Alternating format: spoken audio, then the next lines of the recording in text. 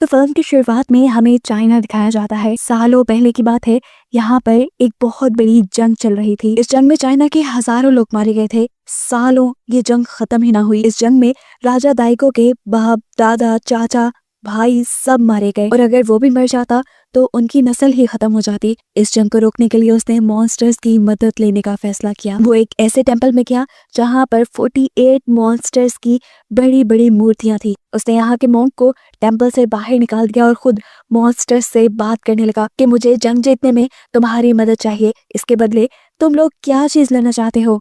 उसके बाद सुनते ही यहाँ चूहा आया, जिसे राजा दाइगो ने अपनी तलवार से काट डाला। लेकिन फिर उस चूहे की सोल ने राजा दाइगो को बताया कि वो मॉन्स्टर की बात करने के लिए उससे आया था। ये मॉन्स्टर्स उसकी मदद करने को तैयार थे, लेकिन उसके बदले में इन्हें उसके पैदा होने वाले पहले बच्चे के जिस्म के सारे ऑर्गन्स चाहिए। राजा ये डील फिक्स कर लेता है और सारे मॉन्स्टर उसकी इस लड़ाई में साथ देने को मान जाते हैं। उसकी इस शर्त को मानते ही आसमान से कड़कती हुई बिजली आकर उसके माथे से टकराई और उसके सर पे एक क्रॉस का निशान बन गया। मॉन्क को जब पता चला कि राजा ने अपने बेटे की बलि दी है मॉन्स्टर से मदद लेने के लिए, तो वो डर गया कि बात बाहर ना चली जाए, इसलिए राजा ने मॉन्क को भी मार डाला।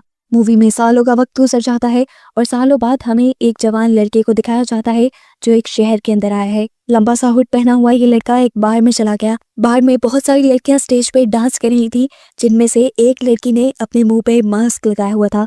ये लड़का फौरन आगे बढ़ा, लेकिन तभी बहुत से सिक्योरिटी गार्ड्स उसे रोकने आ गए। लेकिन वो सभी गार्ड्स को एक एक बार में मारते हुए स्टेज पे चल गया और अपनी तलवार से उसने डांस करती हुई लड़की का मास्क काट दिया, जिससे सब लोगों को ये पता चला कि वो लड़की तो असल में एक मॉन्स्टर थी। उसका रूप सबके सामने आते ही वो लड़की एक बहुत बड़ी मकड़ी में बदल गई और उसने इस लड़के के ऊपर हमला कर दिया। लड़के ने भी अपने हाथ को मुंह से पकड़ा और साइड पे गिरा दिया, जिससे पता चला कि उसका हाथ नकली था और उसकी हाथ की जगह लगा हुआ ब्लेड अब वो इस्तेमाल कर रहा था इस मॉन्स्टर से लड़ने के लिए। सभी लोग डर कर वहां से भागने लगे। ये सब बाहर खड़ी हुई एक लड़की नोटिस कर रही थी। वो भी इस पार्क के अंदर आ गई और हमें देखने को मिला कि उसके पीछे कुछ लड़के लगे हुए थे, क्योंकि उस लड़की ने उनके पैसे चुराए थे। अब ये दोनों जैसे ही अंदर आए तो अंदर का नजारा देखते ही डर गए। इस आदमी ने अपने हाथ पे लगी हुई तलवार से एक ही वार में उस मॉन्स्टर का सर काट दिया। खौफ से लोग कांप रहे थे। वो लड़का जैसे ही अपना नकली बाजू निकाल कर अपने हाथ पे लगाने लगा, तो तभी वहां उसका असल बाजू निकल आया। चलते चलते वो नीचे गिर गया, क्योंकि यहाँ पर उसकी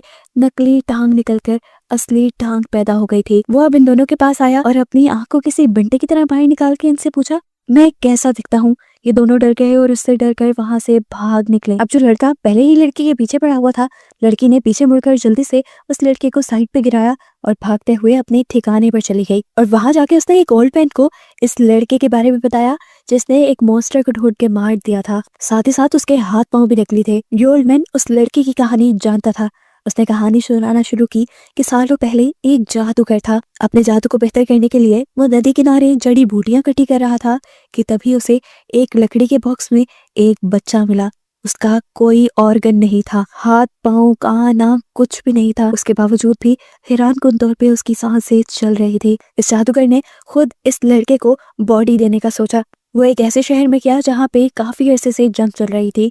मरे हुए लोगों की वो काफी सारी लाशें ले आया। उसने उन सारी लाशों को पकाया कुछ जड़ी बूटियों के साथ और फिर एक ऐसा जादू तैयार किया जिससे इस बच्चे के लिए नए ऑर्गन्स बनने लगे। पानी के अंदर बिजली को मिलाकर उसने इस बच्चे का दिल बनाया और इस बच्चे को दोबारा से जिंदा कर दिया। ये बूढ़ा आदमी जान गया था कि उस टाइम जादूगर क्या कर रहा है, इसीलिए बूढ़े आदमी ने जाकर उस जादूगर को अपनी तलवार दी और कहा कि इस बच्चे के अंदर बहुत ताकत है, वो मॉन्स्टर्स को भी खत्म कर सकता है, जिसमें ये जादुई तलवार उसका साथ देगी। इस बूढ़े आदमी के जाने के बाद जादूगर ने इस बच्चे के तलवार जैसे बाजुओं के ऊपर नकली हाथ लगा दिए और फिर उसे मार्शल आर्ट्स की ट्रेनिंग देने लगा, क्योंकि उसे भी इस ओल्ड मैन की बातों पे यकीन था। कई सालों की मेहनत के बाद वो बच्चा एक बहुत ही अच्छा वॉरियर बन गया। हालांकि ये बच्चा अंधा गूंगा बहरा था, लेकिन वो फिर भी अपने सारे काम कर पाता था। आखिर वो लड़का बड़ा हो गया और जादूगर के भी मरने का दिन आ गया। जादूगर ने मरने से पहले इस लड़की से कहा कि तुम इस घर को जला देना, अगर मेरे फॉर्मूला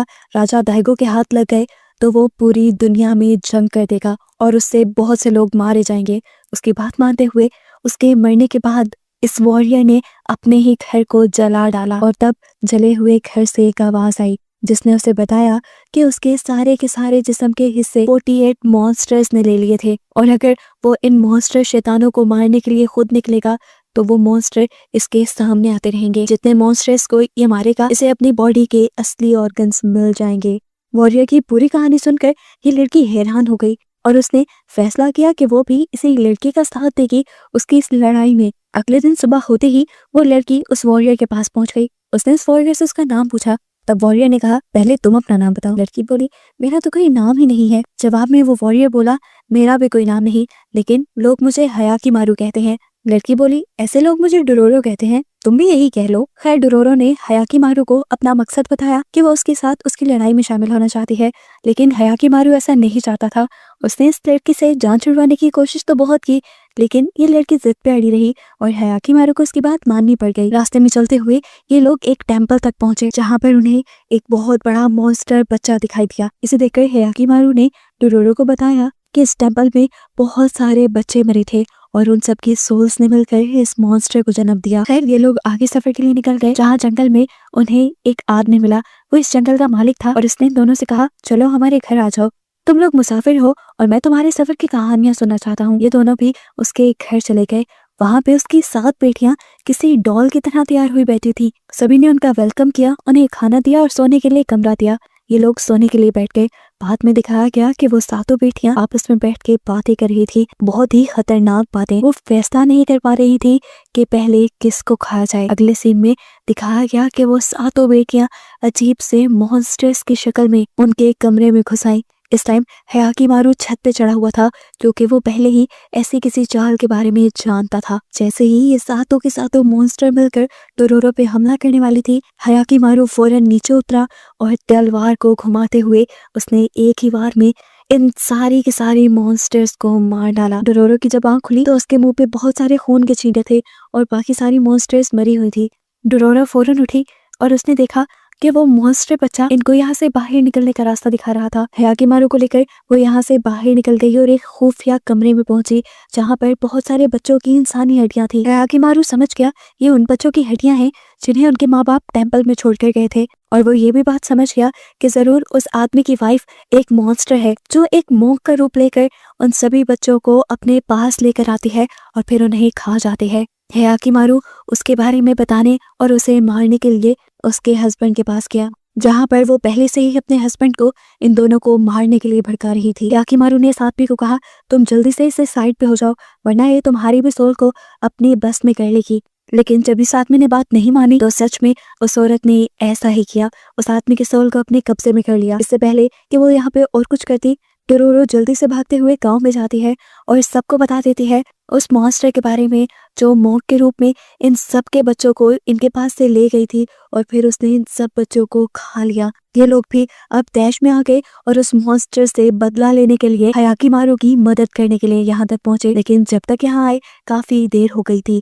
उस मॉन्स्टर ने अपनी तलवार को एक ही वार में इन दोनों के जिस्म में स्टैब कर दिया, जिससे उसका हस्बैंड तो मारा गया लेकिन हयाकीमारू नहीं, क्योंकि उसके तो ऑर्गन से नकली हैं, वो मर नहीं सकता, वो इमोर्टल है। वो अब इस मासूम आदमी के साथ साथ बहुत सारे बच्चों की मौत का बदला लेने के लिए इस मॉन्स्टर से खड़ा हो जाता है। ये मॉन्स्टर उससे लड़ती है। उसके तितली जैसे परों में कई आंखें थी और वो काफी डरावनी दिख रही थी। उड़ते हुए वो यहाँ से भागने ही वाली थी, लेकिन तभी वो सारे बच्चों की सोल जिन्होंने मिलकर एक मॉन्स्टर बच्चा बनाया हुआ था वो निकल के अलहदा हो गई और उड़ते हुए उस मॉन्स्टर को नीचे ले आई। हयाकीमारू ने अपनी तलवार को सीध में रखते हुए दरमियान से उस मॉन्स्टर को चीर डाला और वो मॉन्स्टर मर गई। जब तक गांव वाले यहाँ पहुंचे इस मॉन्स्टर का खात्मा हो चुका था। उस मॉन्स्टर के मरते ही इन सब के बच्चे वापिस आ गए जिनकी सोल को उसने कैद कर लिया था और उस मॉन्स्टर के मरने के बाद हयाकीमारू को भी उसका असली लीवर वापस मिल गया और जादूगर का बनाया हुआ लीवर उसके पेट से निकल के बाहर गिर गया। इसके बाद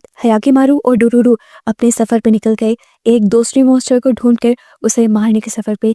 ये लोग जब जंगल में पहुंचे तो एकदम से एक दरख्त से एक मुंह निकलकर उनके सामने आ गया। ये मॉन्स्टर दरख्त में रहता था, उसके लंबे लंबे लाल बालों ने हयाकीमारू को जकड़ लिया, लेकिन तब हयाकीमारू ने अपनी जादुई तलवार से उसके बालों को काटते हुए अपने आप को छुड़वा लिया। अब हयाकीमारू समझ गया था कि ये मॉन्स्टर पेड़ के तने के अंदर रहता है। उसने एक ऊंची छलांग लगाई और फिर तेजी से अपनी तलवार चलाते हुए इस दरख्त के तने को 2 हिस्सों में डिवाइड कर दिया, जिससे वो मॉन्स्टर भी 2 हिस्सों में बंटकर मारा गया और इस मॉन्स्टर के मरते ही उसका एक कान वापस आ गया। और इसके बाद हयाकीमारू का सामना हुआ एक बहुत ही खतरनाक शैतान से। ये शैतान एक एलिगेटर के रूप में था। इसे मारना हयाकीमारू के लिए बहुत मुश्किल हो रहा था क्योंकि इसका ऊपरी खोल बहुत ज्यादा मजबूत था और साथ ही साथ इसका वार भी बहुत तेज था। हाथ ना होने के बावजूद भी वो अपनी जुबान से हयाकीमारू को उठा उठाकर दूर पटक रही थी। उससे दूर पटकने के बाद भी ये एलिगेटर आकर हाकीमारू के ऊपर बैठ गई। डुरूरू ने देखा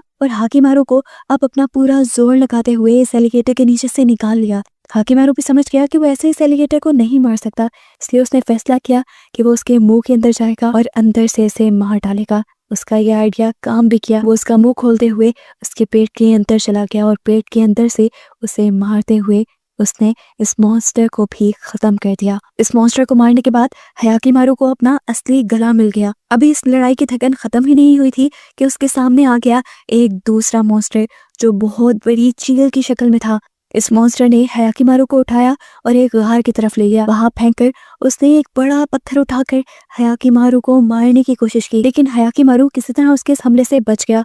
जिसके बाद इस बास ने हयाकीमारू को उठाकर पहाड़ी से नीचे भी गिराने की कोशिश की, लेकिन हयाकीमारू ने अपनी तलवार को पत्थरों में फंसाकर अपने आप को बचा लिया। इससे पहले कि ये ईगल उसके ऊपर कोई दूसरा वार करती, डुरोरो एक पत्थर उठाकर इस मॉन्स्टर के सर पे दे मारती है। मौके का फायदा उठाते हुए हयाकीमारू भी उड़ते हुए उसके सामने आ गया। उसने हवा में तलवार चलाई और उसके मुंह पे कई वार करते हुए उसके मुंह को उसके धड़ से अलग कर दिया। ब्लास्ट की तरह फटने से पहले इस मॉन्स्टर ने उससे कहा, तुम हमें तो मारने निकले हो, लेकिन हमसे पहले तुम्हारा सबसे बड़ा गुनहगार तुम्हारा अपना बाप है, जो हमारे पास आया था अपना तख्त बचाने के लिए। अपना तख्त बचाने के लिए उसने तुम्हारी बलि दे दी, तुम्हारा एक एक ऑर्गन हम सबको बेच दिया। ये कहकर वो मॉन्स्टर पूरी तरह खत्म हो गया। हयाकीमारू को उसका एक हाथ मिल गया, लेकिन अब वो सोच में पड़ गया कि क्या उसके पास में कुछ और भी ऐसा है जो वो नहीं जानता। ये लोग अब आगे की तरफ बढ़ने लगे और आखिर ये लोग दाइगो की सल्तनत में पहुंच गए।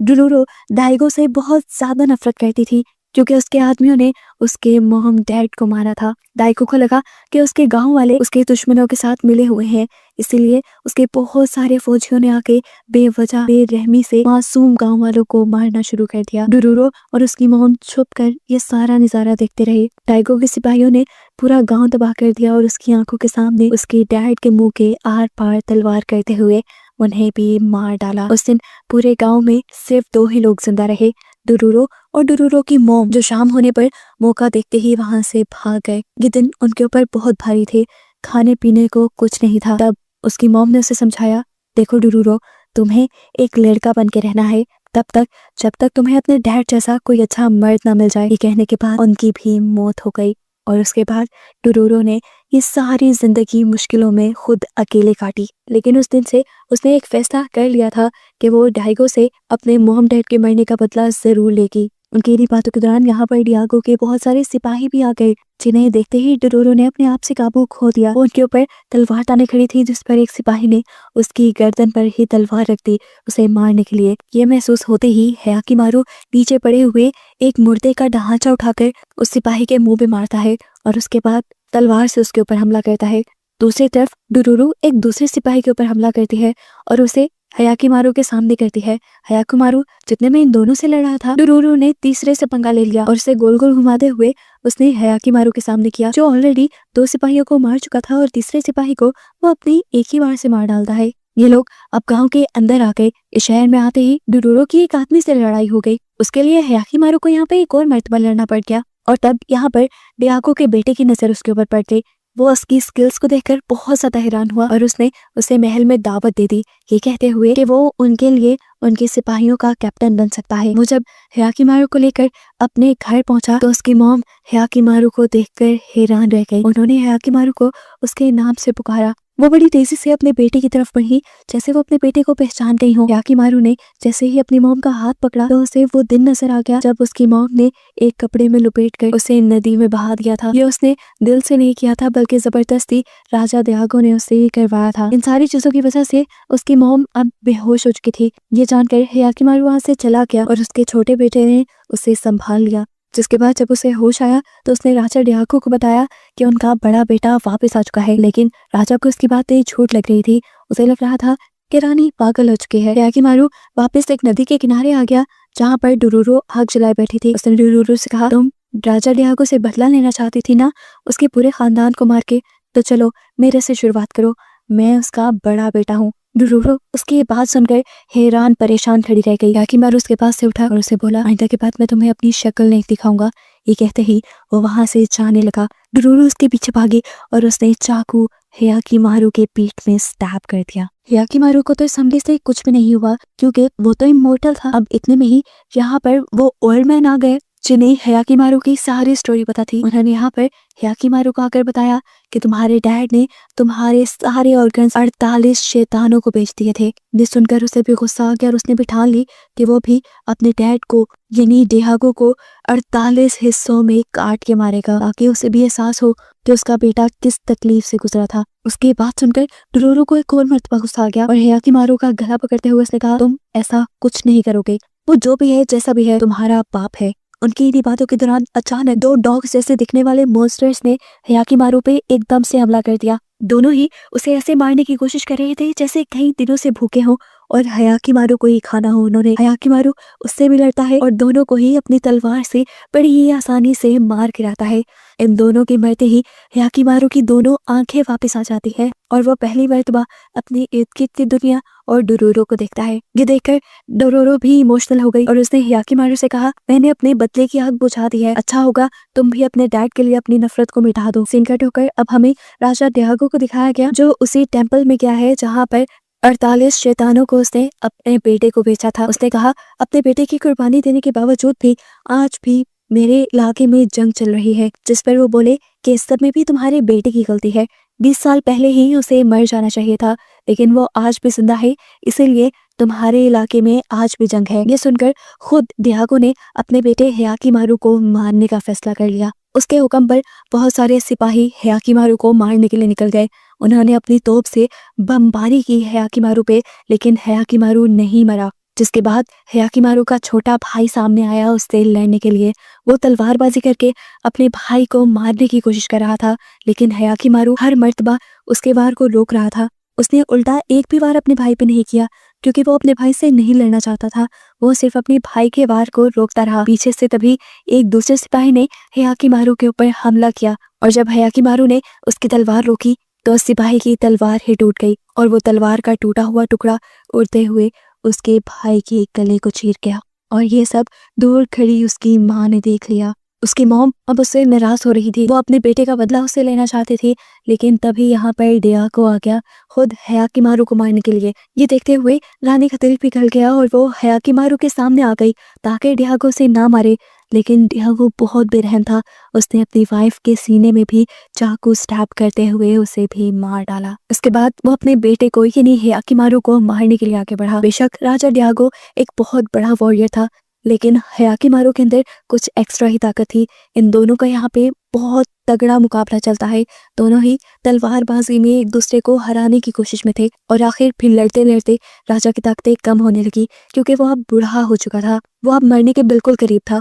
वो गिर गया। हियाकिमारू उसकी गर्दन काटने ही वाला था, लेकिन तब उसके जहन में डोरोरो की बात आई। डोरोरो ने उसे कहा था कि उसने अपना बदला छोड़ दिया है। उसने सोचा कि जब डोरोरो अपना बदला भूल सकती है तो मैं अपने डैड को क्यों नहीं माफ कर सकता। अभी उनका ये सोचना ही था कि उन्होंने देखा साइड पर उसके भाई की लाश को किसी मॉन्स्टर ने उठा लिया है। मॉन्स्टर ने डियागो से कहा, अगर तुम अपने आप को मेरे हवाले कर दो तो मैं तुम्हारे बेटे को दोबारा जिंदा कर सकता हूँ। डियागो ने कुछ ना सोचा और इस मर्तबा भी शैतान के साथ के डील कर ली। हालांकि हियाकिमारू ऐसा नहीं चाहता था। मरने से पहले डायगो ने यह भी कहा कि उसे कोई अफसोस नहीं कि उसने अपने बेटे को शैतानों को दिया। ये डील कबूल करते ही यहाँ पे एक भयानक उड़ता हुआ मॉन्स्टर आया और उसने आते ही राजा डियागो का सर खा लिया। उसके सर को खाते ही उसके मुंह की जगह एक नया चेहरा उगाया जो बिल्कुल मॉन्स्टर जैसा दिख रहा था। डियागो के सोल और जिस्म पे अब उन मॉन्स्टर्स ने कब्जा कर लिया था और ऐसे उनकी सल्तनत भी अब उस मॉन्स्टर के हवाले हो गई थी और अब ये मॉन्स्टर इस सारी दुनिया को तबाह करने वाला था। अब इस टाइम पे हियाकिमारू आगे बढ़ा और उसने अपने डैड का चेहरा काटते हुए उसे मार डाला। इस तरह उसके अंदर मौजूद मॉन्स्टर भी मर गया। मरने से पहले डियागो ने बस इतना कहा कि मेरा छोटा बेटा मेरी सारी हुकूमत संभाल ले। उस मॉन्स्टर को मारते ही यहाँ पे देखने को मिला कि हियाकिमारू का असली दिल वापिस आ चुका था। ऐसा होते ही इन्होंने देखा कि सामने से राजा की बहुत बड़ी फौज यहाँ पे आ गई हयाकीमारू को मारने के लिए। लेकिन तब हयाकीमारू के भाई ने उस सारी फौज को रोक दिया और ये लोग अपने महल वापस आ गए। हयाकीमारू का भाई उसे भी महल में लेकर आया था और आते ही उसने हयाकीमारू को तलवार सौंप दी और कहा कि ये सल्तनत आपकी है, आप यहाँ के पहले बेटे हैं और तख्त के हकदार भी।